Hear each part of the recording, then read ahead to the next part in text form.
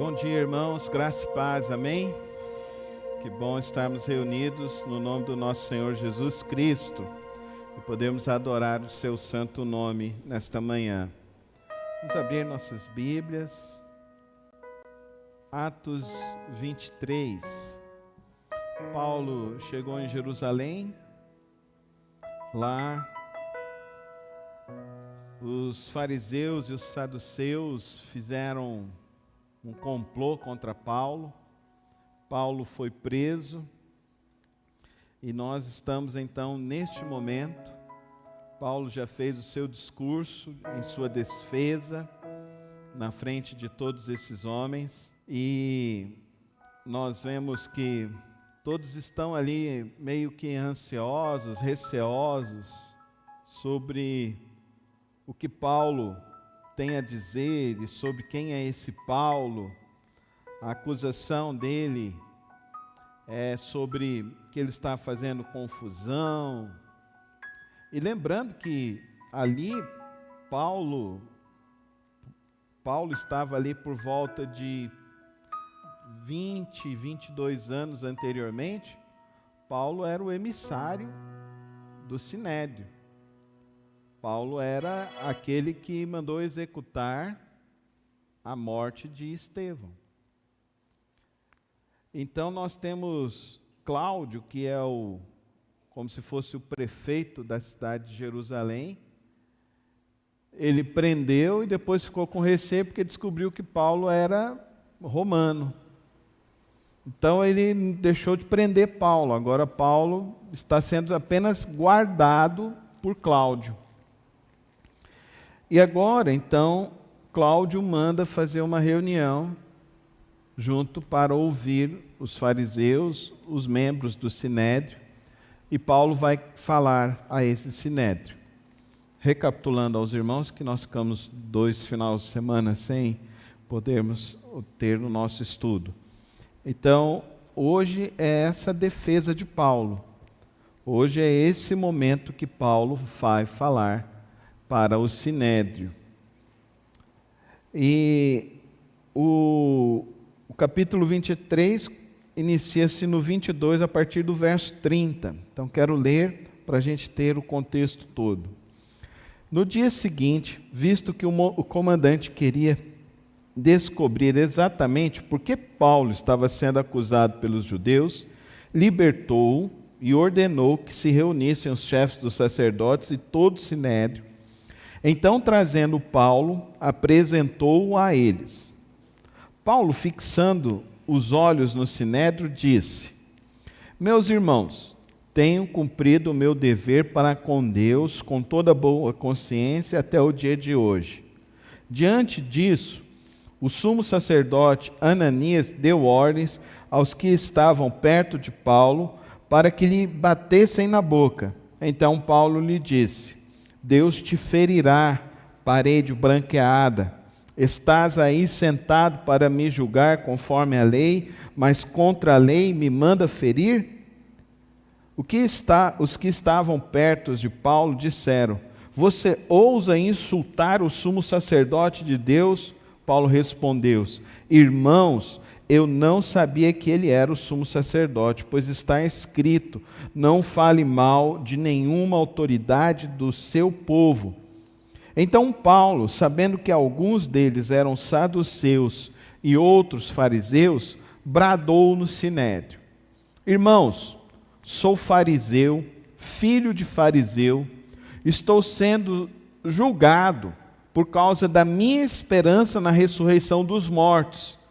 Dizendo isso, surgiu uma violenta discussão entre os fariseus e os saduceus, e a assembleia ficou dividida. Os saduceus dizem que não há ressurreição, nem anjos, nem espíritos, nem os fariseus admitem todas estas coisas. Houve um grande alvoroço, e alguns dos mestres da lei, que eram fariseus, se levantaram e começaram a discutir intensamente, dizendo: Não encontramos nada de errado neste homem. Quem sabe se algum espírito ou anjo falou com ele? A discussão tornou-se tão violenta que o comandante teve medo que Paulo fosse despedaçado por eles. Então ordenou que as tropas descessem e o retirassem à força do meio deles, levando-o para a fortaleza. Na noite seguinte, o Senhor, pondo-se ao lado dele, disse: coragem, assim como você testemunhou a meu respeito em Jerusalém, deverá testemunhar também em Roma. Na manhã seguinte, os judeus tramaram uma conspiração e juraram solenemente que não comeriam nem beberiam enquanto não matassem Paulo. Mais de 40 homens estavam envolvidos nessa conspiração. E dirigindo-se os chefes dos sacerdotes e aos líderes dos judeus, disseram: juramos solenemente sob maldição que não comeremos nada enquanto não matarmos Paulo. Agora, portanto, vocês e o sinédrio peçam ao comandante que o faça comparecer diante de vocês com o pretexto de obter informações mais exatas sobre o seu caso. Estaremos prontos para matá-lo até que ele chegue aqui. Então o sobrinho de Paulo, filho de sua irmã, teve conhecimento dessa conspiração, foi à fortaleza e contou tudo a Paulo, que chamando um dos centuriões disse: leve este rapaz ao comandante, ele tem algo para lhe dizer. Assim ele o levou ao comandante. Então disse o centurião: Paulo, o prisioneiro, chamou-me e pediu-me que te trouxesse esse rapaz, pois ele tem algo para te falar. O comandante tomou o rapaz pela mão, levou-o à parte e perguntou: o que você tem para me dizer? Ele respondeu: os judeus planejaram pedir-te que apresentassem Paulo no sinédrio amanhã, sob pretexto de buscar informações mais exatas a respeito dele.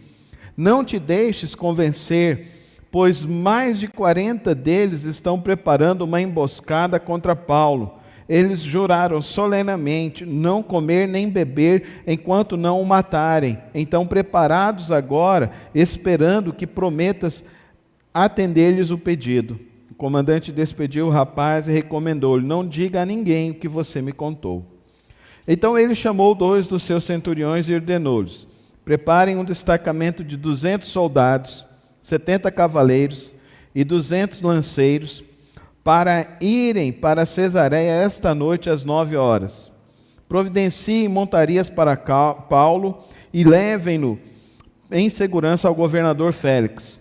O comandante escreveu uma carta nesses termos: Cláudio Lisias, ao excelentíssimo governador Félix. Saudações. Este homem foi preso pelos judeus que estavam prestes a matá-lo, quando eu, chegando com minhas tropas, o resgatei, pois soube que ele é cidadão romano. Querendo saber por que estavam o acusando, levei ao sinédrio deles. Descobri que ele estava sendo acusado em questão acerca da lei deles, mas não havia contra ele nenhuma acusação que merecesse morte ou prisão. Quando fui informado que estava sendo preparada uma cilada contra ele, enviei-o imediatamente a Vossa Excelência. Também ordenei que os seus acusadores apresentassem a Vossa Excelência aquilo que tem contra ele.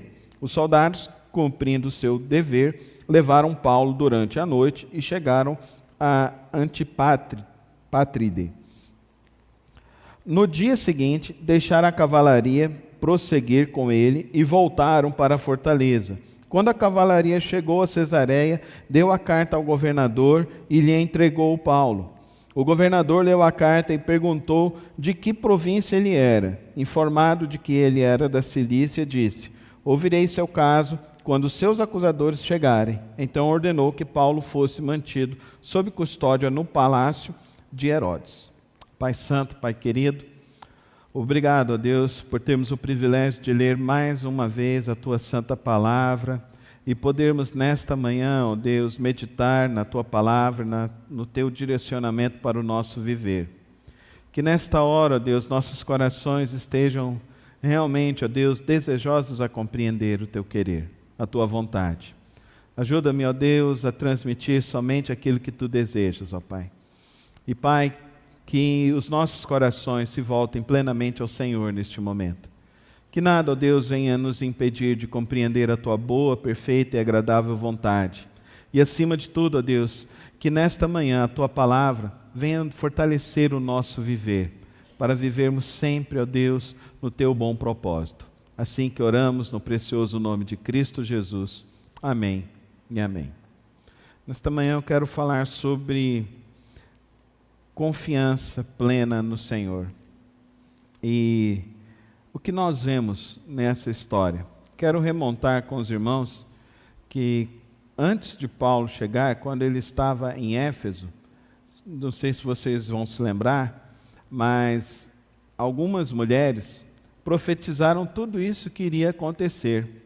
E Paulo, lá naquele episódio em Éfeso, ele disse para aquelas mulheres que era mistério ele cumprir o plano de Deus.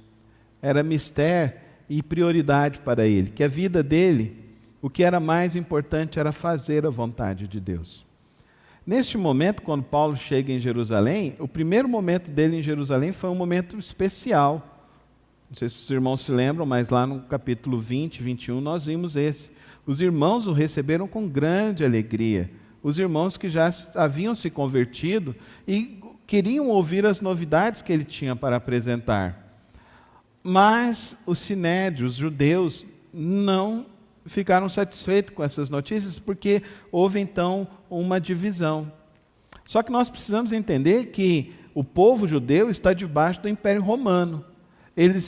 O Império Romano permitia que eles vivessem a lei deles, mas se eles quisessem condenar alguma pessoa à morte, isso só seria possível por meio do Império Romano.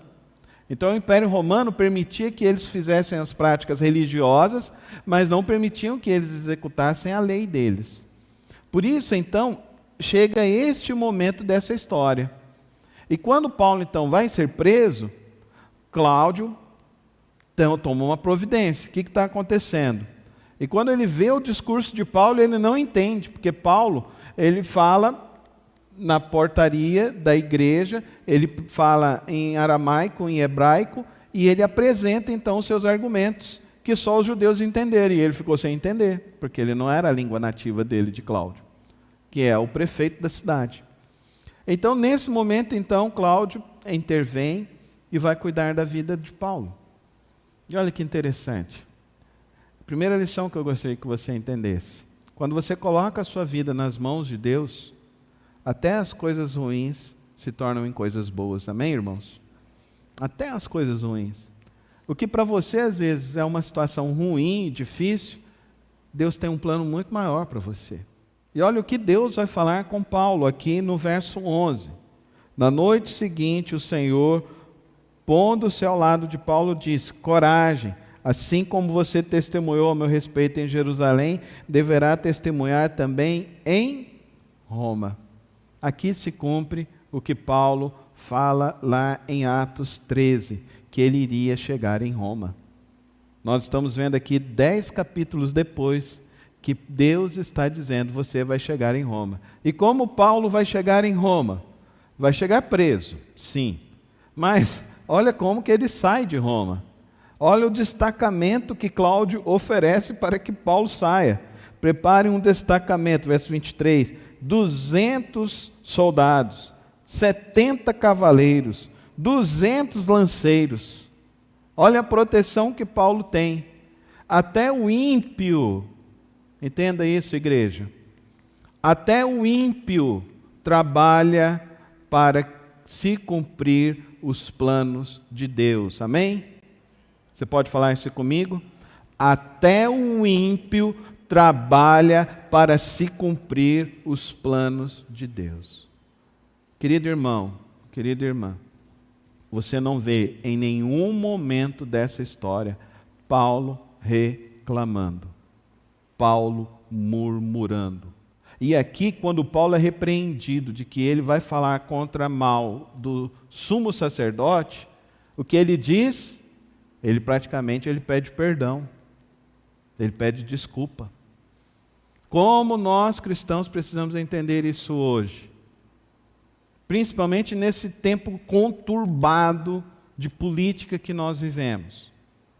Qual é o nosso papel como cristãos?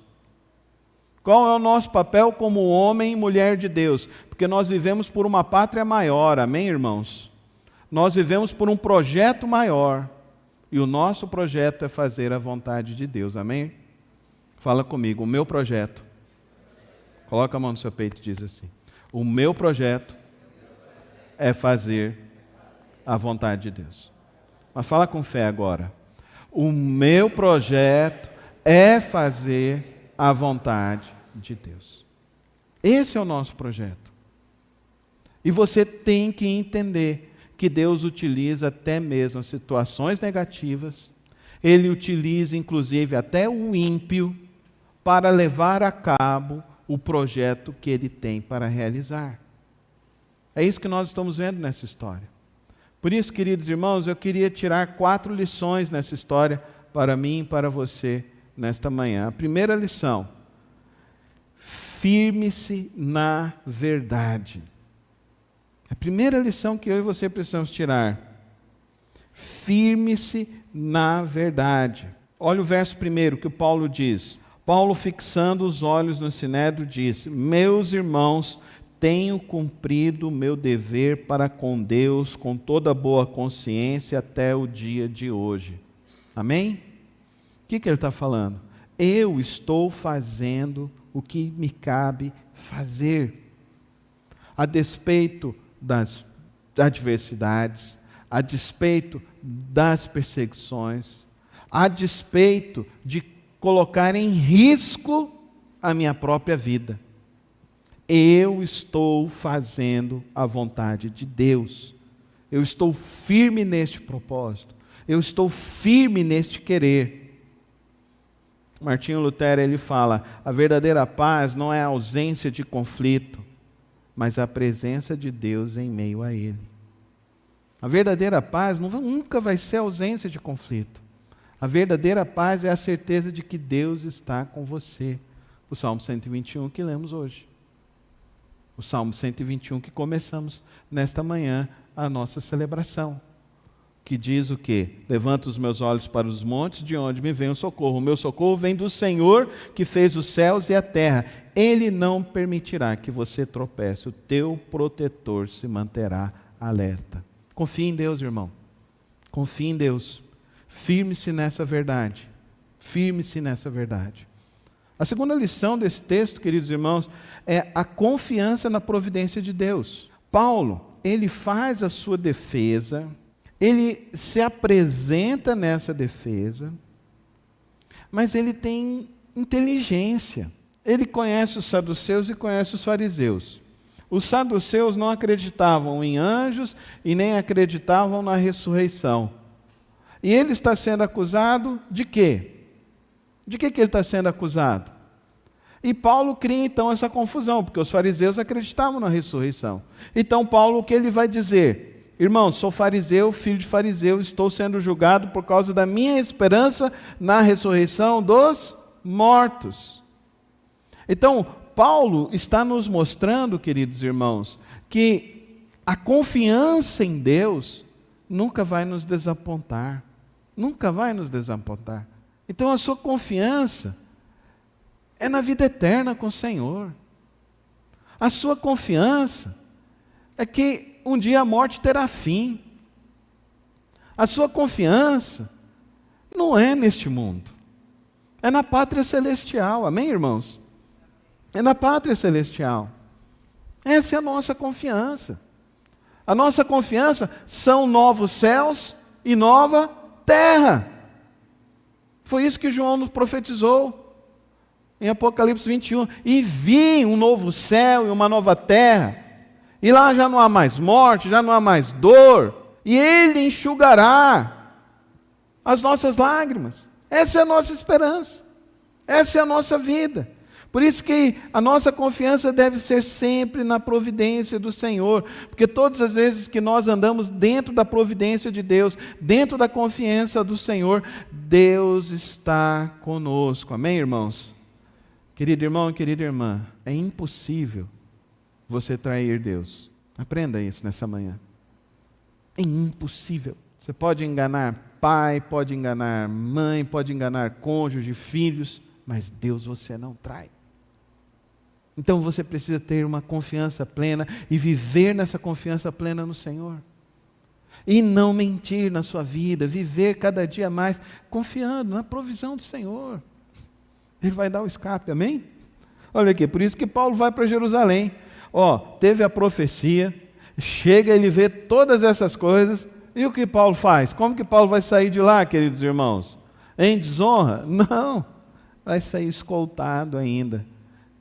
Mas defendendo o que, queridos irmãos? O que Paulo está defendendo?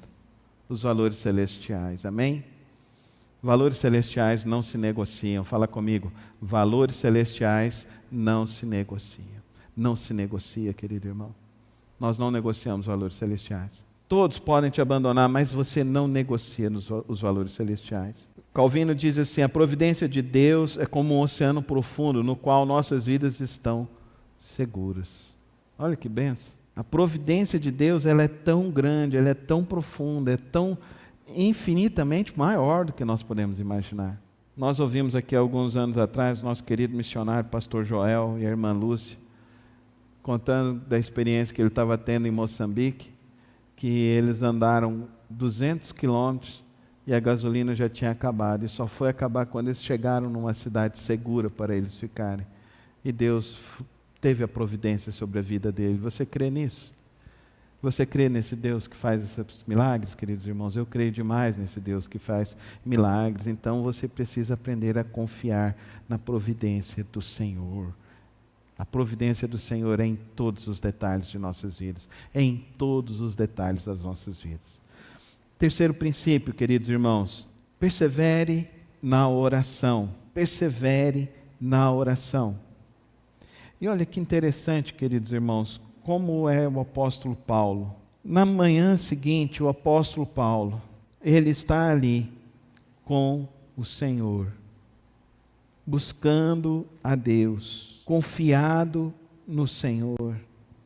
Verso 11, na noite seguinte, o Senhor pondo-se ao lado dele. Eu acho isso interessante. Você acha que Paulo está dormindo? Para mim, Paulo está orando. Paulo está orando. Paulo está buscando a Deus. E ele está buscando a Deus. E Deus está respondendo a ele. E olha que interessante é isso, queridos irmãos. Eu quero te dizer uma coisa muito séria nesta manhã. A derrocada da sua vida cristã se inicia quando você deixa de orar. A derrocada da sua fé se inicia quando você deixa de orar. O cristão que deixa de orar, o fim dele é muito próximo. Não pare de orar. Insta em orar de todos os momentos, em todas as circunstâncias. Irmãos, eu tenho já quase 30 anos de ministério pastoral. E eu quero falar para os irmãos o seguinte: para mim a coisa mais triste é um cristão que chega e fala para mim, pastor, não estou nem conseguindo mais orar. Querido irmão, se você já está na igreja há mais de 2 anos, então você já tem que ter aprendido que oração é a chave da tua vitória, amém? Amém, igreja? Fala comigo, a oração é a chave da vitória. É a chave da vitória. Entenda isso. Sabe quando o cristão começa a se afastar de Deus? Quando ele para de orar. Quando ele deixa de orar. É quando nós estamos em oração que nós estamos próximos de Deus. É aí que nós vamos ver os milagres de Deus. É aí que nós vamos ter as respostas de Deus. Paulo, enfrentando o que ele está enfrentando, as acusações que ele está enfrentando, o que ele está fazendo? Está chorando? Está se lamentando? Está murmurando? Está reclamando? Não, ele está orando ao Senhor.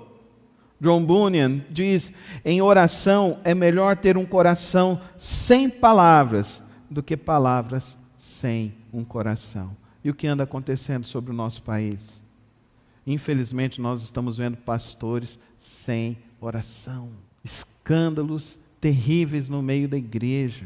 Pastores que não oram, mas a minha pergunta é, a igreja ora pelos pastores? A igreja ora Acorda no domingo de manhã e ora: Senhor, hoje é o teu dia, hoje a tua igreja vai estar reunida em assembleia solene, hoje é a reunião importante, mais importante da nossa semana. Usa o teu servo, usa o teu povo para falar e trazer as revelações que o Senhor tem para nós. Quantos crentes acordam e nem oram para vir para a igreja, para vir orar, para vir e pedir: Senhor, derrama a tua glória, faz o teu milagre. Igreja não é como você ir em qualquer outro lugar, não. Igreja você se prepara antes, durante e depois. É assim que a igreja se move, em oração. Nós vimos aqui no capítulo 21 que os irmãos estavam orando por Paulo. E aqui Paulo está em oração. Então persevere em oração. Não deixe o mal chegar na tua casa para você começar a orar. Ore antes, para se fortalecer. Não permita a incredulidade se estabelecer na sua vida. Viva em oração. Viva em oração. Pastor, eu não sei orar.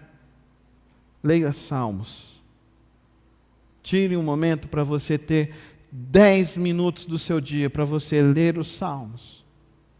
Ore os Salmos. Mas não leia como você está lendo um jornal, como você está lendo um livro qualquer. Leia com uma visão espiritual. Leia com sede de Deus. Leia fazendo a única oração: fala, Senhor. Quais salmos, pastor? Qualquer um. Mas leia, ore, persevere em oração. Você tem filhos? Ah, pais, não vá dormir um dia sem colocar as mãos e abençoar os seus filhos. Não vá dormir um dia sem levantar as mãos e abençoar os seus filhos. Não deixe os seus filhos sair da sua casa sem sair com a sua bênção.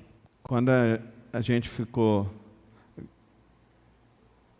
descobriu que a Soraya estava grávida da Ana Luísa, a gente pegou o resultado e a gente foi lá na casa do meu sogro, mostrou para o meu sogro, mostrou para a minha sogra, eles choraram junto com a gente. O meu sogro, sempre muito bem-humorado, ele soltou uma que eu guardei, que é uma palavra de sabedoria. Ele virou e falou assim: Carlos, filho é uma doença que você tem até o final dos seus dias, porque você nunca vai deixar de se preocupar com eles. Eu falei, olhei assim: que isso, meu sogro? Ele falou assim: um dia você vai entender isso. E eu parei hoje, eu digo, realmente, filho é algo que a gente se preocupa, e quem é pai vai se preocupar até os seus últimos dias. Mas ao invés de viver preocupado, ore pelos seus filhos.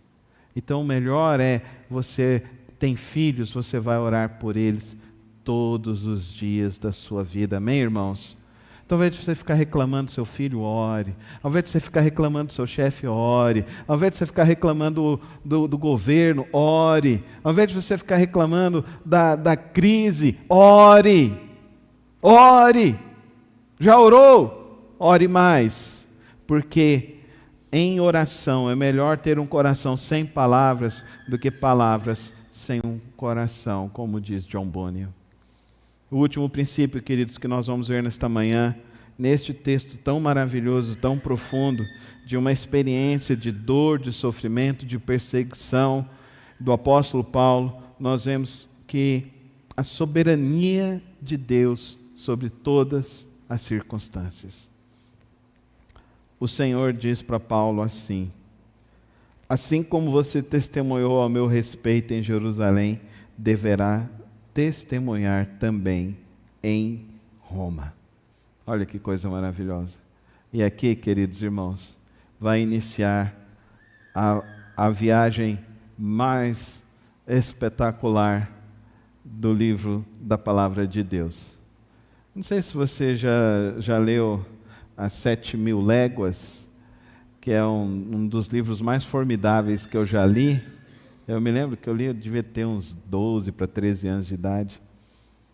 Mas quando eu leio esses próximos capítulos do livro de Atos, e eu vejo essa aventura do apóstolo Paulo para chegar em Roma, Queridos irmãos, como o nosso Deus é poderoso, como o nosso Deus é maravilhoso, e como que o coração de Paulo não se abateu, não se afligiu. Ele vai preso para Roma, mas depois nós vamos ter o testemunho do apóstolo Paulo, lá na segunda carta de Timóteo, ele escrevendo assim, que o propósito de Deus se cumpriu aqui. Agora, toda a guarda, dá para você imaginar? Todos os soldados que estavam guardando Paulo, naquela fortaleza, naquela masmorra, toda a guarda se rendeu aos pés de Jesus Cristo. Ele vai falar lá ainda em Timóteo, todos os irmãos de Roma, eles ficaram felizes, se fortaleceram. E quem eram os irmãos de Roma? Os irmãos de Roma, eles se convertiam, eles eram denunciados, eles eram colocados nos coliseus, para serem mortos, queimados, vivos. E Paulo está dizendo que a alegria dele é fazer a vontade de Deus, que a vontade de Deus, ele confia nesse Deus soberano e poderoso. O mundo pode querer te oferecer alegrias mil, mas a alegria que vem do Senhor é a verdadeira, é a poderosa, e é a melhor para mim e para você. E eu gostaria que você entendesse nisso. Pastor, e os rumores da guerra? E as coisas como que vão ser? Deus continua sendo Deus. Deus está no trono. Deus é soberano. E eu vi, João disse, eu vi que o trono não está vazio, mas o Cordeiro de Deus está sentado no trono. Amém? Amém, igreja? O Cordeiro está sentado. O trono não está vazio. Deus continua no controle. Ele é soberano. E assim o apóstolo Paulo, ele tem a certeza que ele vai chegar e vai fazer o propósito de Deus. E a minha pergunta para você é essa: você vai viver o propósito de Deus? Nós vimos semana passada aqueles 10 irmãos dando testemunho aqui do batismo. Minha última pergunta sempre é e sempre será: você vai servir a Deus por quanto tempo? Eu espero sempre ouvir até o final da vida. E eu espero que essa seja uma verdade, porque infelizmente alguns que eu vi não foi essa verdade. Porque eu gostaria que realmente nesta manhã você entendesse. Nessa vida eu e você estamos aqui para servir ao único e verdadeiro Deus. Nessa vida nós estamos aqui para fazer a vontade de Deus. Nessa vida a única felicidade para mim e para você é conhecer a Deus e viver para Ele todos os dias das nossas vidas. Que nessa manhã você coloque a sua vida nas mãos do Senhor e viva para Ele. E não importa a luta, a dificuldade, a situação, a circunstância, Deus, Ele estará contigo. O pastor Charles Spurgeon, ele disse assim: nunca houve uma situação desesperadora que Deus não pudesse transformar em triunfo e glória. Amém? Nunca houve e nunca haverá uma situação desesperadora que o nosso Deus não possa transformar um triunfo em glória. Que o Senhor te abençoe e te guarde, e que nessa manhã a sua decisão seja viver para a glória de Deus. Vamos orar? Senhor, meu Deus, meu Pai, nesta manhã, ó Deus, que vemos essa experiência tão profunda do apóstolo Paulo em te servir, em, ó Deus, anunciar a tua palavra, mesmo em situações difíceis, em que nós vemos, ó Deus, a confiança dele, ó Deus, a vida dele, ó Deus, que nas situações difíceis ele estava em oração, Que nós, ó Deus, vivamos assim, Senhor, os nossos dias. Que nós aprendamos, ó Deus, a confiar que o Senhor está no trono, o Senhor é soberano. Que, ó Deus, as situações deste mundo são passageiras e transitórias, mas a nossa fé com o Senhor é para toda a eternidade. E que as promessas do Senhor é para toda a eternidade. E que as coisas deste mundo passarão, mas as tuas palavras, elas se cumprirão e serão por toda a eternidade. Pai, encha-nos, ó Deus, com uma fé poderosa para viver todos os dias das nossas vidas, Senhor. E abençoa-nos, ó Deus, e guarda-nos. Nos dê hoje, ó Deus, um dia na tua santa presença, Senhor. Abençoa cada família aqui da tua casa, ó Pai. Cada um, ó Deus, que está ouvindo esta palavra, que seja abençoado no precioso nome de Cristo Jesus. E é assim que nós oramos e colocamos nossas vidas em tuas mãos. Amém e amém.